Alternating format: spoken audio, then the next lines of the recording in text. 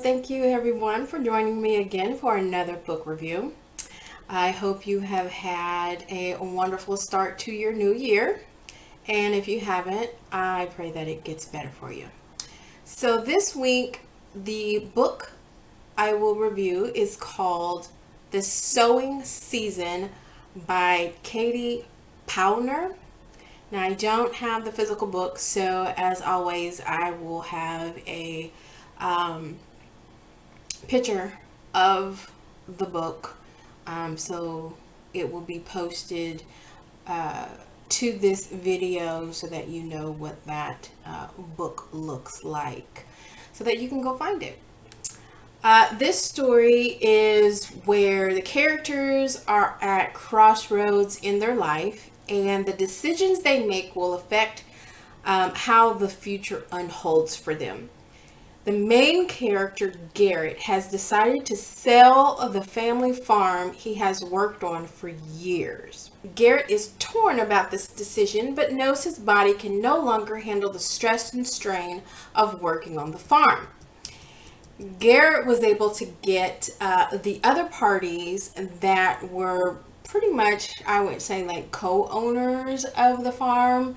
It was Garrett, his younger brother, and his deceased brother's wife. And he had to get all of those parties to agree on the sale of the farm. Now, Garrett's younger brother is reluctant to sell the farm. However, he isn't willing to take over in the duties to keep the farm up and running.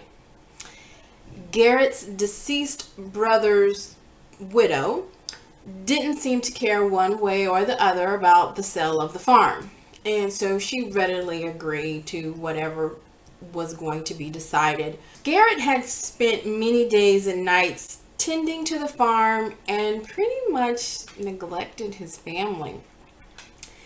After the sale of the farm, Garrett woke up the next day and found himself not knowing what to do.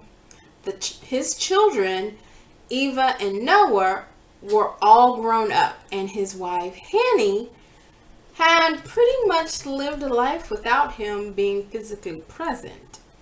So Garrett began to realize how much he had been absent from his family. Garrett's wife was on the verge of leaving him and had packed her bags. And his children pretty much had resentment towards him because of his absence in their youthful life. And also pretty much, they were young adults, and he still was not an active participant in their lives. So Garrett found himself not knowing what to do with his time. He had to figure that out. Meanwhile, a teenage neighborhood girl named Ray was also at a crossroads in her life, and was in the process of determining if she wants to stick to the plan her parents, mainly her father, set out for her, or choose her own path. Ray has been on the straight and narrow path for so long and is beginning to wonder if that's what she really wants or not.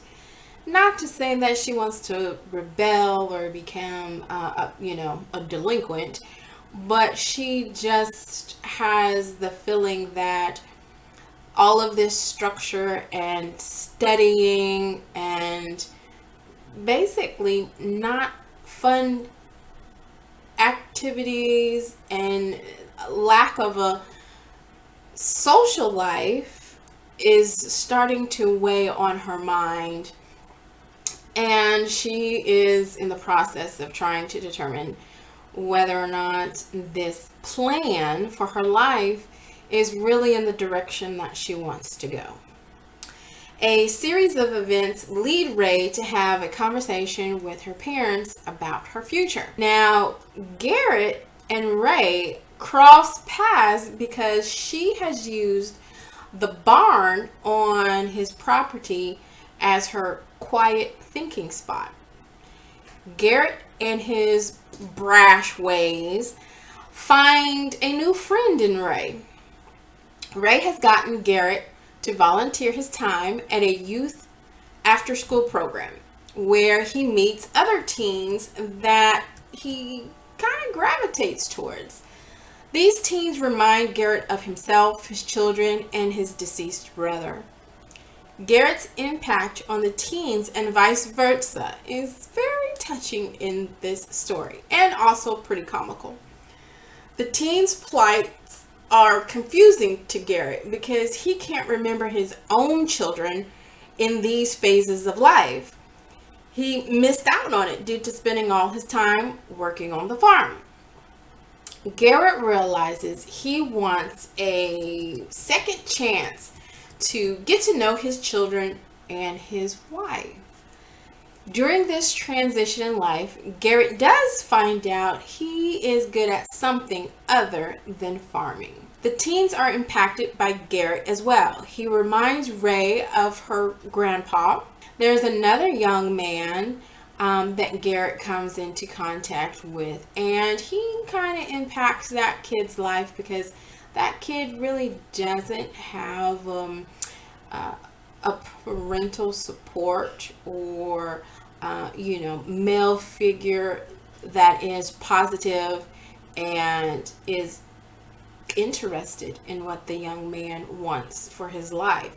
So Garrett impacts that young man, and the young man impacts him as well. Garrett also finds himself reaching new heights with a longtime feud between he and his neighbor until tragedy ends it. This is a reflective rebirth and feel-good story. There are some very comical moments. I could just picture the old cantankerous man that is way out of his element. And when I thought about this character, the actor, what's his name? Tommy Lee Jones, I think. Tommy Lee Jones that does the Men in Black movies. I swear he could play Garrett's part and it would be like hysterical. There are some very touching moments in the story that will pull at the heartstrings. There is an aspect of faith in the story that gives food for thought. This could be a Hallmark movie or like a Pure Flex movie. I was left wanting more of this story. I wanted to know what happened next. I haven't checked to see if there is a follow-up book, but I'm hoping the author will think about doing a next book to tell us what has happened with these characters, if they haven't already. Like I said, I haven't went to go check to see if there's another book about it or not. I'll let you read the book to find out what revelations Garrett has and what he does about them. I will let you find out if Garrett is able to mend fences with his wife and children. I will let you read the book to find out what dilemmas Ray faces and the outcome. And I will let you find out what tragedy occurred with the neighbor Garrett had a feud with. And I'll let you read the book to find out how Garrett was impacted by the young man in the story and vice versa.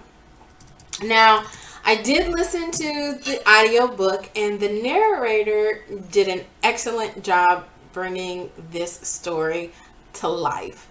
I believe the story would have been just as great if I had read the hard copy of the book. So I suggest getting the book, curl up, and get ready for a good laugh and some inspiration.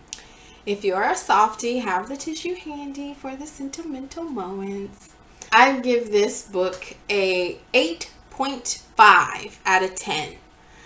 And since we're doing something new this year, before I go, I am going to go into the vase. If you haven't seen the previous video, you can make a book suggestion, and that book suggestion will go into this handy dandy vase, and I will pick a book which will be an extra book review per month that will be randomly posted. And the first book is Not a Sound by Heather.